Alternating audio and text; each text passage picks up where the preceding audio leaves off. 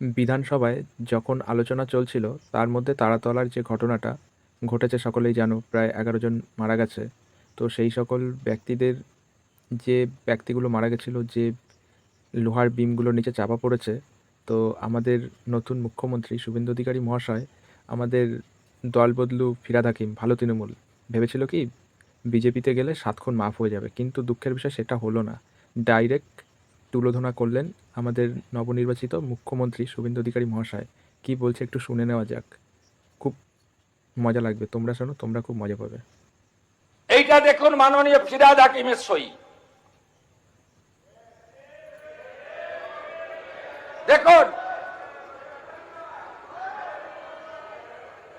দেখুন আপনারা কিভাবে স্ট্রাকচারে ডিফেক্ট থাকা অবস্থায় ফল্টি প্ল্যান অ্যাপ্রুভ করেছেন।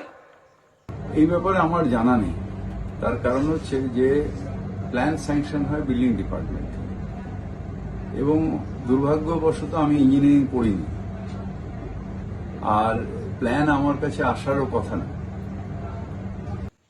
আমাদের নবনির্বাচিত ভালো তৃণমূল, ঠিক আছে, মানে হচ্ছে ফিরহাদ হাকিম, উনি ভেবেছিলেন কি আমি বিজেপিতে চলে যাব, আমার 7 খুন মাফ হয়ে যাবে, কিন্তু এরকমভাবে সকলের সামনে বেচারাকে এরকমভাবে তুলোধনা করলো, বেচারা কোনোদিন ভাবতেই পারেনি। ভেবেছিল যে বিজেপিতে গেলে আমি যে কুকর্ম করেছি সব পয় পরিষ্কার হয়ে যাবে, কিন্তু দুঃখের বিষয় উল্টোটাই ঘটলো। ভেবেছিল এক, হয়ে গেল আর এক। তারপরে যেই আমাদের নবনির্বাচিত মুখ্যমন্ত্রী শুভেন্দু অধিকারী মহাশয় ফিরহাদ হাকিমের সইয়ের বিষয় নিয়ে যেই আলোচনা করেছে, তলায় যে লোহার বিম দিয়ে যে বিল্ডিংটার পারমিশন দিয়েছিল সেখানে ফিরহাদ হাকিমের সিগনেচার রয়েছে। এবার ফিরহাদ হাকিমকে যখন বলেছে, তার পরিপ্রেক্ষিতে ফিরহাদ হাকিম বলছে যে আমি ইঞ্জিনিয়ারিং নিয়ে পড়াশোনাই করিনি, আমি কি করে বলবো আর আমি কি করে জানবো? তাহলে তুমি যখন ইঞ্জিনিয়ারিং নিয়ে পড়াশোনা করনি, যখন তুমি জানো না, তাহলে তুমি অন্তত সেই ইঞ্জিনিয়ারটাকে জিজ্ঞেস করতে পারতে যে এই যে লোহার স্ট্রাকচারের বিম দিয়ে যে বিল্ডিংটা তৈরি হচ্ছে, এটার লংজিভিটি কেমন হবে, এটার থিকনেস ঠিক আছে কিনা, তারপরে নিম্নমানের মাল মেটেরিয়াল দিয়ে তৈরি হচ্ছে কিনা। তুমি বাবু এইগুলো না শুনেই তুমি পক করে সিগনেচার করে দিয়েছো, মোটা টাকা গুনেছো, আবার এখন উল্টো সুর গাইছো। এ আর হচ্ছে না, আমাদের দিদির জামানা চলছে না, এটা ভাই শুভেন্দু অধিকারীর জামানা। এখানে উল্টো পাল্টা করলেই তোমার গাঁটটা ফেটিয়ে দেবে, আর মিথ্যে বলে উপায় নেই। তোমার যে কী অবস্থা হবে বুঝতেই পারছি, কটা দিন যেতে দাও, শুভেন্দু অধিকারী তোমাকে সাইজ করে দেবে। সেটা তো শুনতেই পেলে, তাহলে বুঝতে পারছো মানে কী জন্য এরা মমতা ব্যানার্জির পাশ থেকে সরে এসেছিল। জানে শুভেন্দু অধিকারী মহাশয় এদেরকে অ্যাটাক করবে, সেই ভয়তে বিজেপিতে গিয়ে নিজেদের পিঠ বাঁচাতে গেছিলো, কিন্তু দুঃখের বিষয় সেটা উল্টো কেস হয়ে গেল। শুভেন্দু অধিকারী মহাশয় যে এইভাবে বেচারাকে চেটে দেবে আর এরকম অপমান করবে, বেচারা ভাবতেই পারেনি। এখন কেমন লাগছে, যা সালা কেমন লাগে দেখ। মমতা ব্যানার্জিকে পতন ঘটিয়ে ভেবেছিলে খুব বড় মহান কাজ করেছো। আরে ভাই, শুভেন্দু অধিকারী মহাশয় জানে যে মমতা ব্যানার্জির সাথে যে 2 নম্বরিটা করেছো, যেদিন আমাদেরও মমতা ব্যানার্জির মতো সেম ঘটনা ঘটবে, সেদিন তোমরাও আমাদেরকে ঠিক সেম ব্যবহারটাই করবে। তার কারণে সে আগের থেকেই মানে তার রূপটা দেখিয়ে দিল। একদম যোগ্য জবাব আর উচিত শিক্ষা হয়েছে।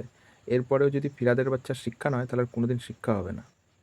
শালা তাহলে কীরকম বড় দুর্নীতিবাজ, মানে সেটা জলজ্যান্ত প্রমাণ হলো। যতই দেখছি ততই অবাক হয়ে যাচ্ছি। এই এক কারণেই আমাদের টিএমসি দলটা কেন ভেঙে পড়ল, এই কিছু গুন্ডা মাফিয়াদের জন্য। না হলে এত তাড়াতাড়ি টিএমসি দলটা ভেঙে যেত না। আমাদের প্রাক্তন মুখ্যমন্ত্রী এই চোর ছাঁচড়গুলোকে বিশ্বাস করে ফেলেছিল বলেই আজকে তার এরকম দিন দেখতে হলো। তার বিশ্বাসের সুযোগ নিয়ে যে এরকম অসৎ ব্যবহার করলো, এটা ঠিক করলো না। এর জবাব হবেই, আজ হোক আর কাল হোক। আমি যতই টিএমসি করি না কেন, শুভেন্দু অধিকারী মহাশয়কে এখানে আমি স্যালুট জানাবো, যে আমাদের দলবদলু গুন্ডা মাফিয়াগুলোকে এইভাবে তুলোধনা করার জন্য। আর এর সাথে আর একটা রিকোয়েস্ট করব শুভেন্দু অধিকারী মহাশয়কে, যে 11 জন নিরহ মানুষের প্রাণ কেড়ে নিল, এর জন্য যেন ফিরহাদ হাকিমের কঠোর থেকে কঠোরতর সাজা দেওয়া হয়, এবং সে যেন কঠোর থেকে কঠোরতর সাজা পায়। কারণ এরকমভাবে সাধারণ মানুষের জীবন নিয়ে ছেলেখেলা করাটা তো উচিত নয়, কারণ তাদেরও তো একটা সংসার ছিল, পরিবার ছিল, এইভাবে শেষ হয়ে গেল। চাই যেন এরকম মাফিয়াদের ছাড়া না হয়, এদের বিরুদ্ধে যেন আইনি পদক্ষেপ নেওয়া হয় এবং মামলা করা হয়।